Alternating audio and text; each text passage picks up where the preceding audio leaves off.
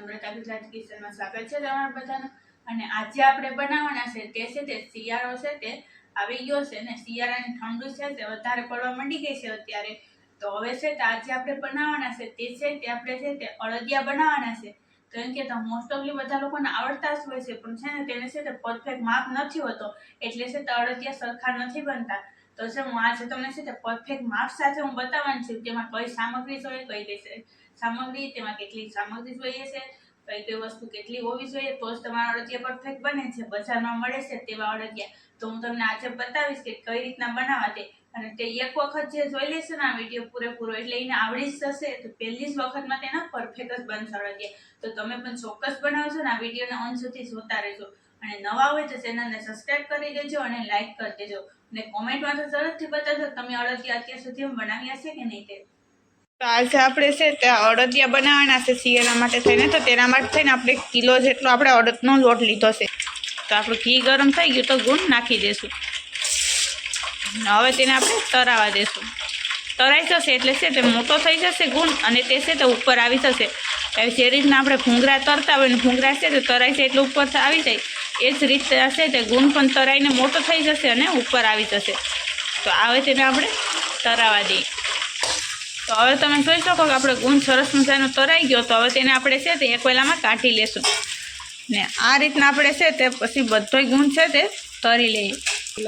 તો તમે હવે આપણો ગુણ છે તે આ રીતના આપણે સરસ મજાનો ગુણ છે તે તરી નાખ્યો છે। તે આ અડદનો લોટ લીધો છે, જે આપણે છે તે એકદમ ઝીણો હોય છે તે તમે લ્યો તો વધુ સારું। તો આ રીતના આપણે 1 કિલો આપણે અડદનો લોટ લીધો, તો તેની સાથે આપણે છે તે 100 ગ્રામ આપણે ગુણ લીધો છે તે તરી નાખ્યો છે।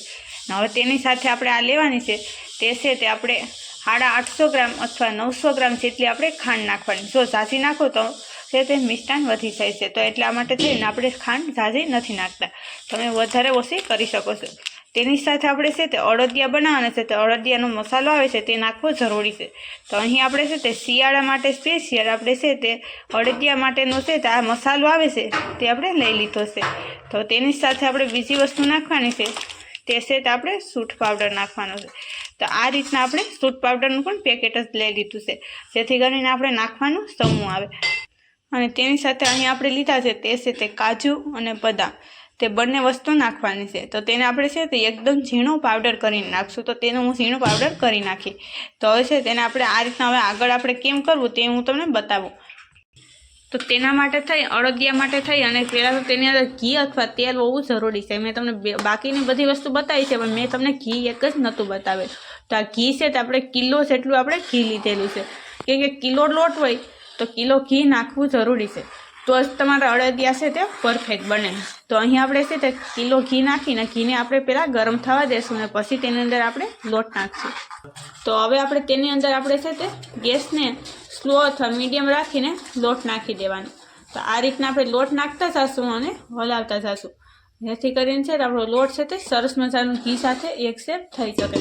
તો હવે તેને આપણે હલાવતા રહીએ, ને લોટને આપણે કેવો શેકાવો દેવો તે હું તમને બતાવવાની છું, કે જેથી કરીને તમે બ્લોકમાં કન્ટિન્યુ રહેશો, જેથી કરીને જેને નહીં આવડતા હોય તેને પણ છે તે અળદિયા પહેલી વખતમાં જોતા છે તે આવડી જશે।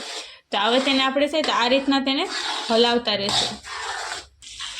તો હવે તમે જોઈ શકો કે આપણો લોટ છે તે આ રીતના થઈ ગયો છે, તેનો કલર ચેન્જ થઈ ગયો, ને છતાં પણ હજી છે તે લોટ શેકાવાની થોડીક 5 થી 10 મિનિટની વાર હોય છે, ત્યારે આપણે છે તે આપણે ખાંડની ચાસણી કરવાની। તો હવે છે તો લોટને શેકાવા દેશું એક સાઈડ આપણે ખાંડની ચાસણી બનાવી નાખીએ।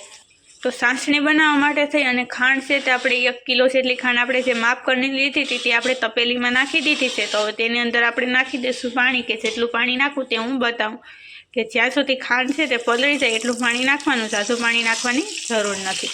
તો હવે છે તેના અંદર આપણે છે તે ખાંડ છે તે આરામથી છે તે પલળી જશે આખી, પછી વધારે પાણી તેમાં નથી નાખવાનું।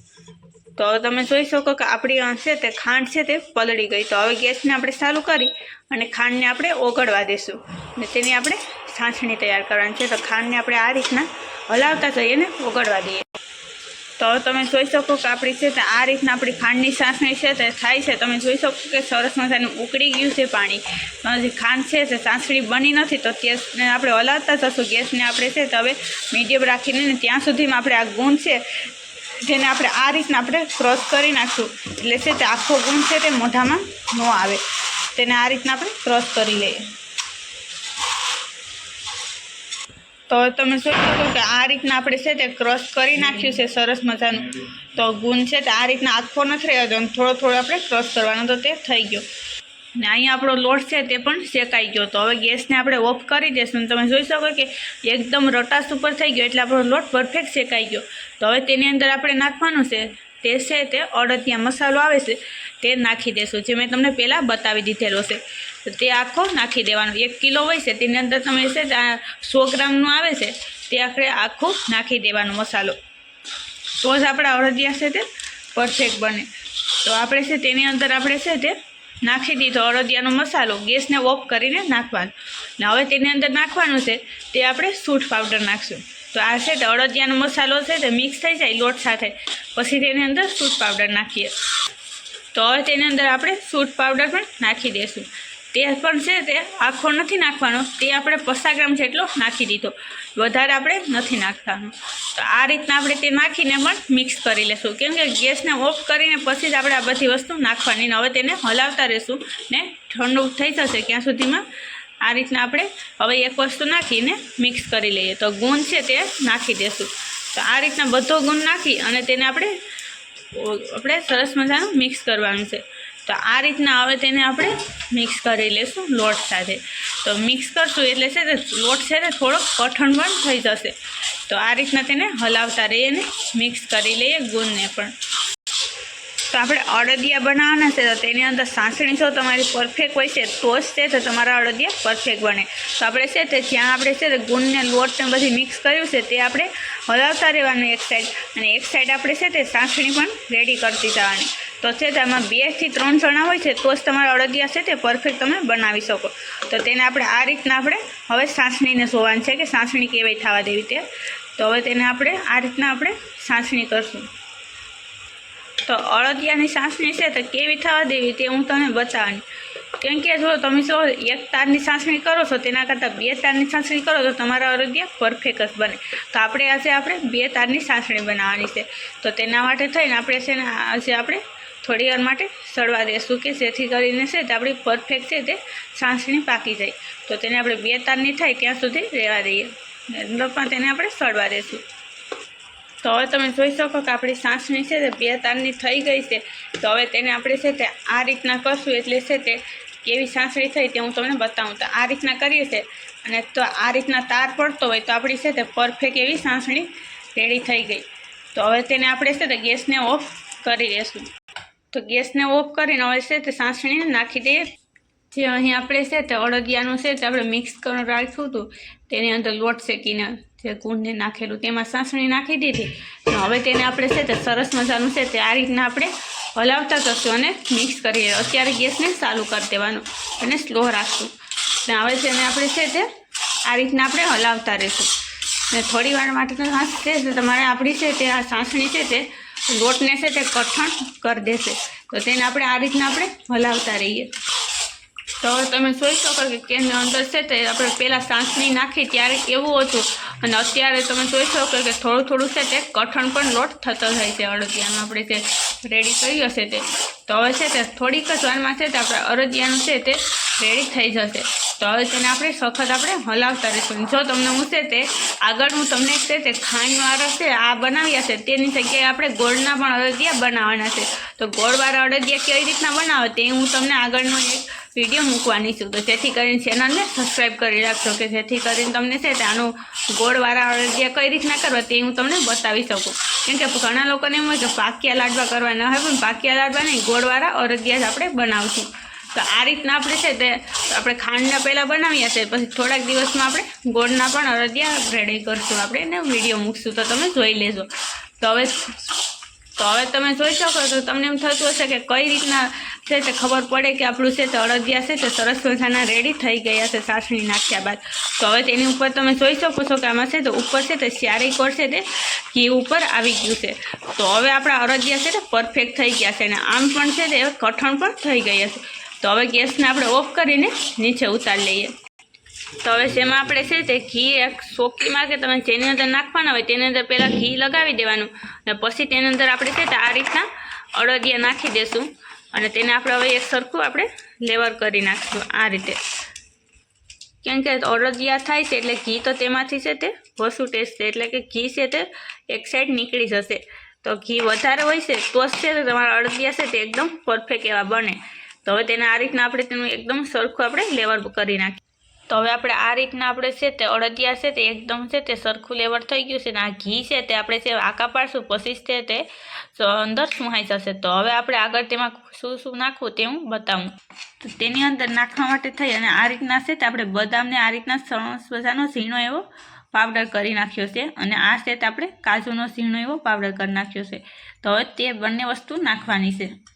તો પહેલાં તેની અંદર આ રીતના આપણે કાજુ છે તેનો પાવડર આપણે નાખી દઈશું. તો આ રીતના આપણે છે તે કાજુનો પાવડર છે તે નાખી દેવાનો ને પછી ઉપરથી આપણે બદામનો નાખશું. કેમ કે અત્યારે તમે નાખી દઉં તો વધારે સારું, કેમ કે અંદર નાખો છો તો છે તે એકદમ છે તે મલાની અંદર ભળી જતું હોય છે જે આપણે અડદિયા બનાવીએ છીએ તેની અંદર.